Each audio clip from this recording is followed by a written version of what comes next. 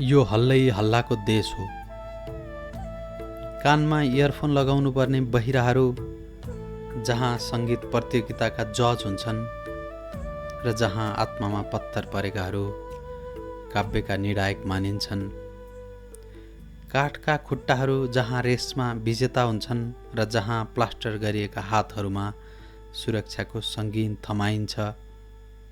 जहाँ बाटो र अट्टालिकाहरूका ढोका अगाडि डोकोको डोको, खर्पनका खर्पन, ट्रकका ट्रक आत्माको मण्डी सजाइन्छ।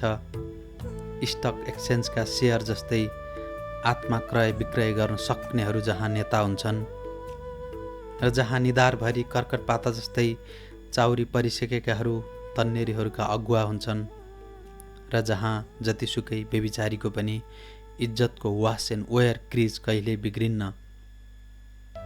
जहाँ जतिसुकै पाप गरेको बेश्याको पनि अनुहारको टेरेलिनको छाला कहिल्यै खुम्चिन्न।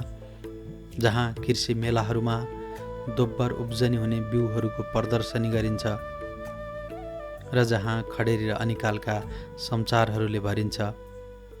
जहाँ बागमती र विष्णुमतीका साटोमा अब बियर र हुइस्की बग्दछ र जहाँ अब पशुपतिनाथ र स्वयम्भूनाथका मन्दिरको उपयोग तिनका प्रसाद खानमा कम र तिनका पछाडिका वनहरूमा आडम र इबको वर्जित फल खानमा बर्ता गरिन्छ।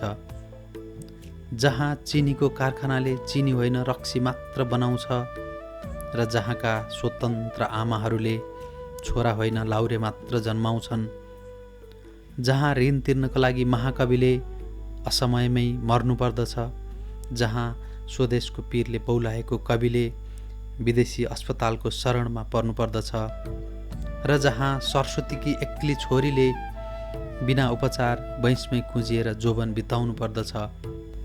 जहाँ गाइडले टुरिस्टलाई नेपालको विदेशलाई देन सम्झाउँछ र बिदाको बेलामा उससित उसको विदेशी क्यामेराको देन माग्दछ।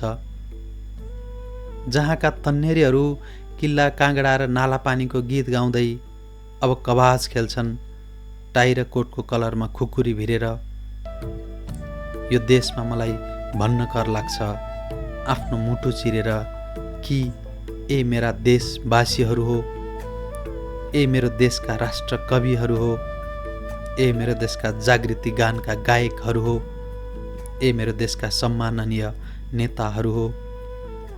भन्न मन लाग्छ भने भन मलाई स्वदेश निन्दक या घृणा चिन्तक, तर यो देश तिम्रो जत्तिकै मेरो पनि देश हो।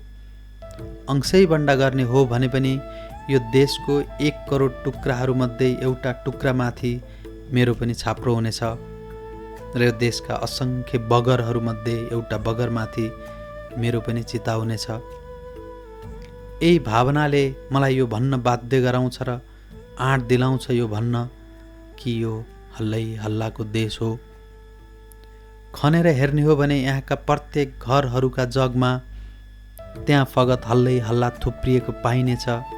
त्यसैले यो हल्लै हल्लाको देश हो, यो हल्लै हल्लामाथि उभिएको देश हो, यो हल्लै हल्लामाथि उठेको देश हो, यो हल्लै हल्लाको देश हो, यो हल्लै हल्लाको देश हो।